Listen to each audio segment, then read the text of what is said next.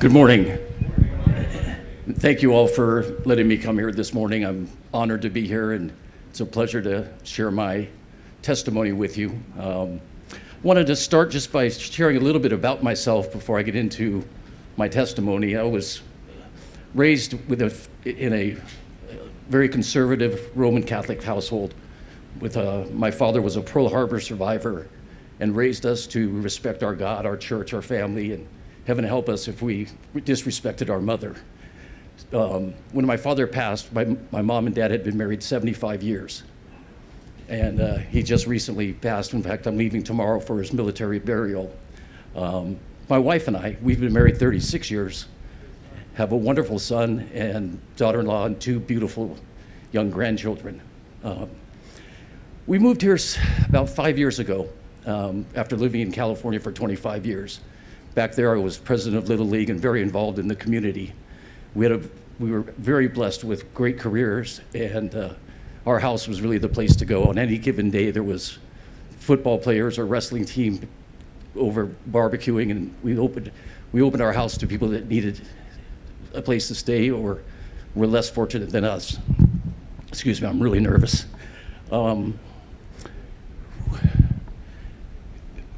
From the outside looking in, we had a perfect life, and that was about to change. In December of 2020, they found a small nodule on an umbilical hernia, and by August, it had turned into a stage 4 cancer, and had grown into a 2.5-inch diameter tumor. There's a shot of my father. The tumor, they treated the tumor and killed it, but it had already metastasized into my lymph nodes, my spine, and my pelvic area. It was then that the oncologist at the Mayo Clinic gave me 3 months to live. In fact, there's a test that measures, that's a picture of the tumor.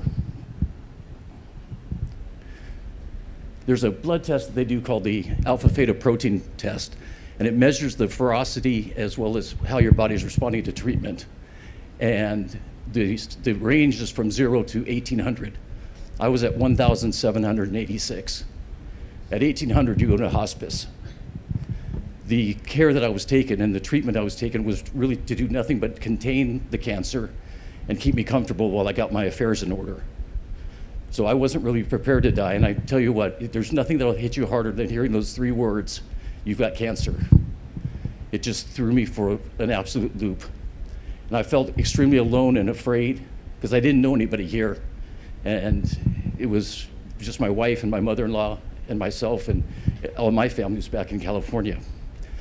So what you'll see on this graph, this is a chart of what that AFP looks like. In December of 2021, I found Christ. And you'll see by the chart, my numbers started to drop dramatically. The normal range for the AFP score is 12 or lower. I'm currently at -10. So that's miracle number 1. There's many more.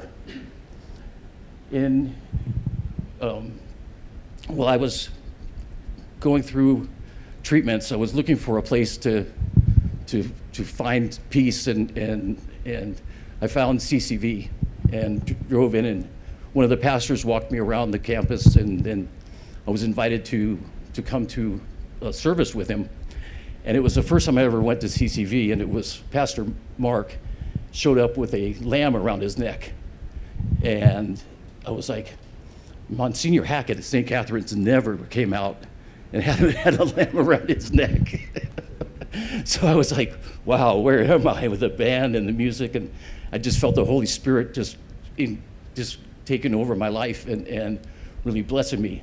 And I was invited to be baptized. And in 2021, Easter Sunday, I was baptized. So that...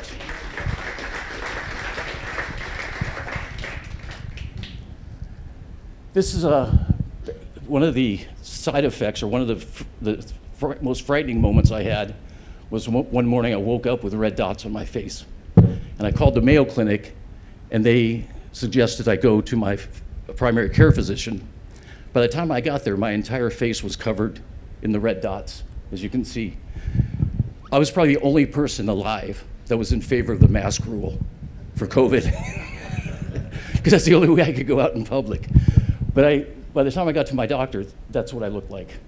And come to find out, I was a 58-year-old man with chicken pox. It's like, really? And I'm driving home, I'm weeping. And I was so afraid and so alone, and I started to question God. Say, why are you doing this to me? Why this? I can't handle this.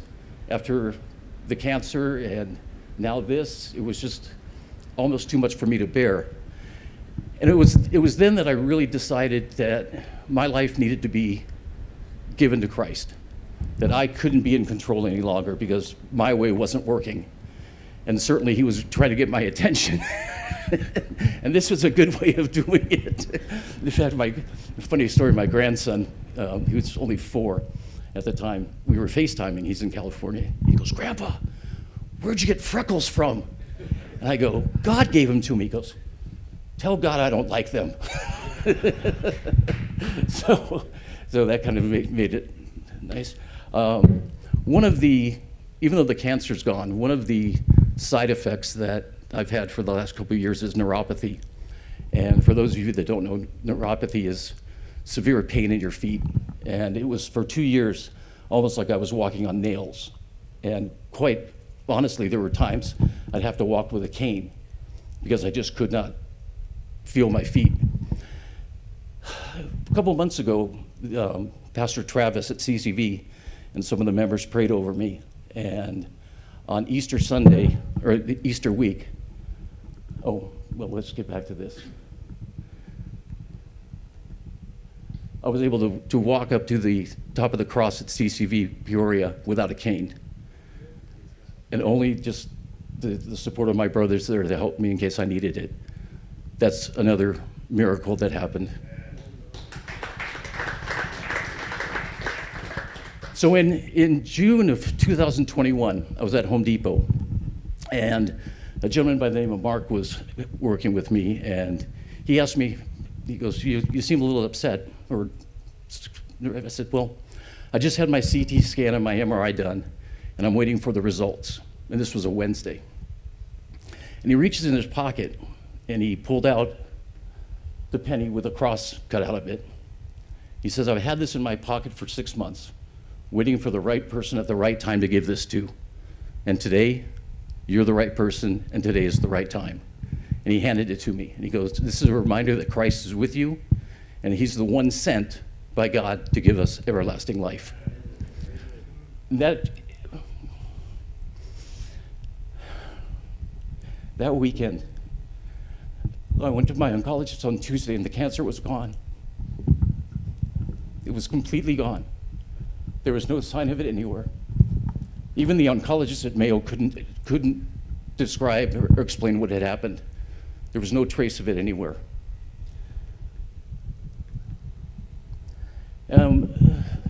There was one other incident that happened just recently. I had a 105-degree temperature, and this is about a month and a half ago. And I was rushed to the emergency room because the immunotherapy that I'm on, I have a compromised immune system for the cancer treatment. So they don't mess around when I have temperatures or don't feel well. And the minute I got to the emergency room, they immediately started admitting me because they knew something was wrong. They ran my blood work, and it showed up positive for sepsis. And for those of you that don't know, that's a very severe blood infection. And to prevent it from getting into my bloodstream, my oncologist and hepatologist wanted to remove my gallbladder. So they admitted me. They were preparing for surgery the next morning. And the next morning, they ran my blood work as I'm prepping to go into surgery, and it came back negative. Later that day, was negative again. The only explanation they have is that somehow the Mayo Clinic got a Petri dish that got contaminated. I'm like, no, I think there's something else going on here. Because they released me the next day, and there was no sepsis, there was no sign of any inflammation. My temperature had dropped to normal. All my blood work was perfect, and away I went. So I've stopped counting miracles, but I think that's miracle number 5 or 6. My story is one of real despair, but yet incredible blessings. Coming here has been an absolute godsend for me. I was at my bank, and just very quickly, a gentleman was ahead of me, and he had a pool service. So I followed him out and asked for his business card. It was Divine Pools. And Scott came over to my house and was looking at my pool, and he starts telling me about this group of men that he gets together every Saturday morning and called Iron Sharpens Iron, and he started giving me his testimony, and I came with him one Saturday, and I felt the Holy Spirit immediately draw me here. The love, the warmth, the passion I feel for all of you and from you just makes my life complete. And I want to thank you all very much for being here and for accepting me, and I will do my very best to live up to your expectations and God's expectations. And if I can do anything for any of you, I'd be more than happy to. So thank you.